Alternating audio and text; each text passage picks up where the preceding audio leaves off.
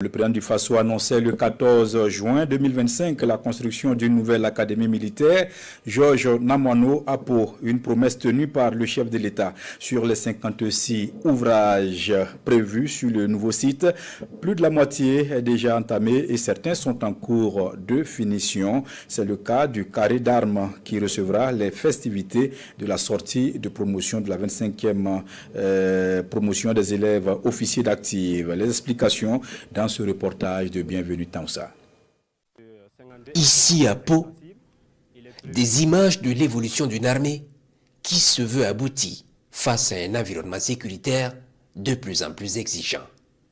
Dans son discours, lors de la cérémonie de sortie de la 24e promotion des élèves officiers d'actifs de l'Académie militaire Georges Namoiano, le chef de l'État annonçait la construction d'une nouvelle académie militaire moderne et plus grande.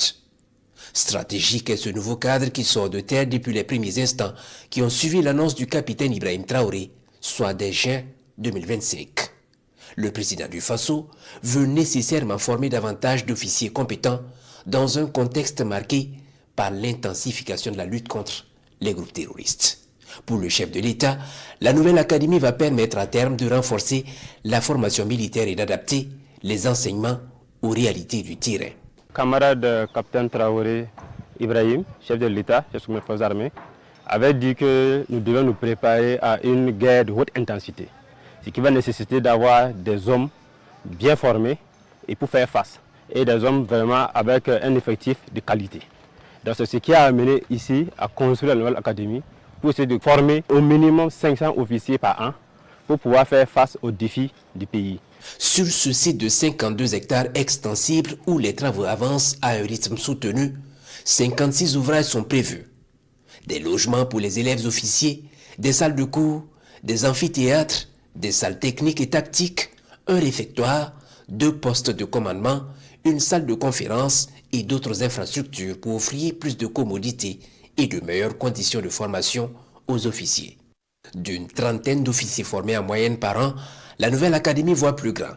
Il faut former par an plus d'un demi-millier d'officiers pour servir les ambitions d'une armée capable de garantir la souveraineté et l'intégrité de la nation burkinabé. Nous pouvons vraiment remercier la haute hiérarchie de notre pays, à commencer par le camarade encore capitaine Ibrahim Traoré, qui a vraiment mis tous les moyens à disposition. À ce jour, toutes les entreprises qui sont engagées sur le site ici, dès qu'ils sont à jour dans leurs contrats et que dans l'évolution, les paiements sont systématiques. Donc nous pouvons dire que tous les moyens sont vraiment mis en œuvre pour nous permettre d'achever en tout cas ces ouvrages dans les délais raisonnables. Le domaine, entièrement clôturé, bénéficie de l'aménagement de routes et de la voirie. En 12 mois de travaux sur les 56 ouvrages prévus, la moitié est déjà entamée et certains sont déjà au stade de finition. C'est le cas du carré d'armes de plus d'1 hectare qui accueille cette année la cérémonie officielle de sortie de la 25e promotion de l'Académie militaire Georges Namoiano. Il est prévu un carré d'armes d'environ 1 hectare pour pouvoir aussi faire face à l'effectif qui va effectuer la cérémonie de sortie. Parce que d'habitude, à l'académie, au début, on formait environ 30 élèves officiers. Aujourd'hui, nous sommes à environ 200 élèves officiers cette année. Donc, il nous faudra un grand carré d'armes pour pouvoir au moins contenir l'effectif pour pouvoir avoir une cérémonie digne de ce nom.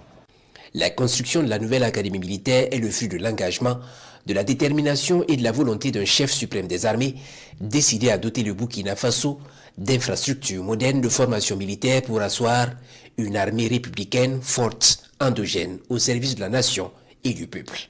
Pour que cette prestigieuse école créée en 1984 corresponde plus à la vision d'une armée forte, il ne faut donc pas lésiner sur les moyens.